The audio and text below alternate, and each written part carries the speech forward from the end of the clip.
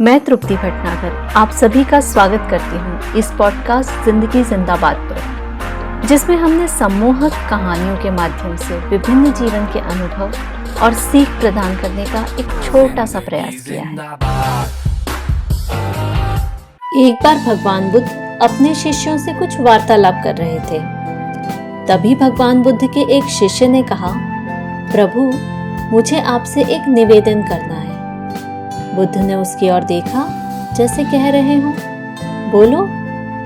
शिष्य ने कहा, मेरे वस्त्र पुराने हो चुके हैं, अब ये पहनने लायक नहीं रहे, इसलिए मुझे नए वस्त्र चाहिए। भगवान बुद्ध ने शिष्य के वस्त्रों की ओर देखा।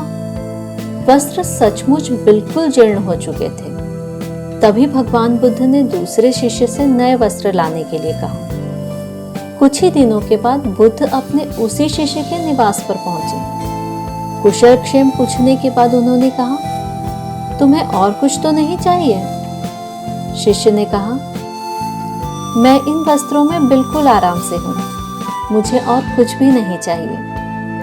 अब बुद्ध और शिष्य का संवाद शुरू हुआ। बुद्ध ने कहा, अब जबकि तुम्हारे पास पहनने के लिए नए वस्त्र हैं, तो तुमने पुराने वस्त्रों का क्या किया? शिष्य ने कहा, मैं अब उसे ओढ़ता हूं। बुद्ध ने कहा, ओढ़ने के पुराने वस्त्रों का फिर क्या किया?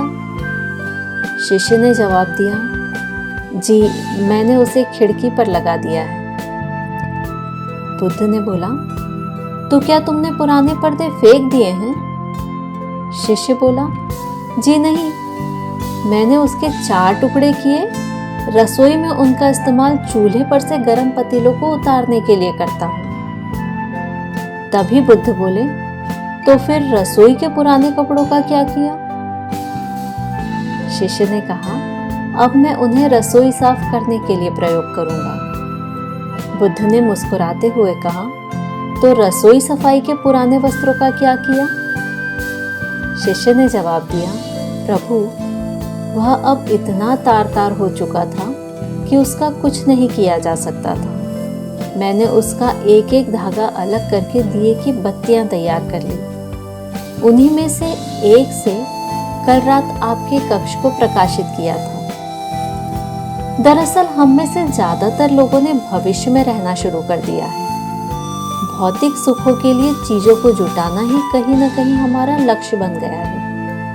हम सब बहुत जल्दी सब कुछ पा लेना चाहते हैं और उसके लिए अपना वर्तमान और भविष्य दोनों दांव पर लगाने से कभी नहीं चूकते। कम से कम संसाधनों और ज्यादा से ज्यादा मूल्य आधारित जीवन ही हमें जीवन के सर्वोत्कृष्ट लक्ष्य खुश रहना और शांति को पाने में मदद कर सकते हैं। और यह तभी संभव हो सकता है जब हम जो नहीं हैं उसके लिए रोने की जगह बदली हुई परिस्थितियों को स्वीकार करें और जीवन के विभिन्न पहलुओं के बीच में सामंजस्य बिठाते हुए जो अपने पास है उस पर ध्यान केंद्रित करें और उसके लिए ईश्वर को धन्यवाद दें।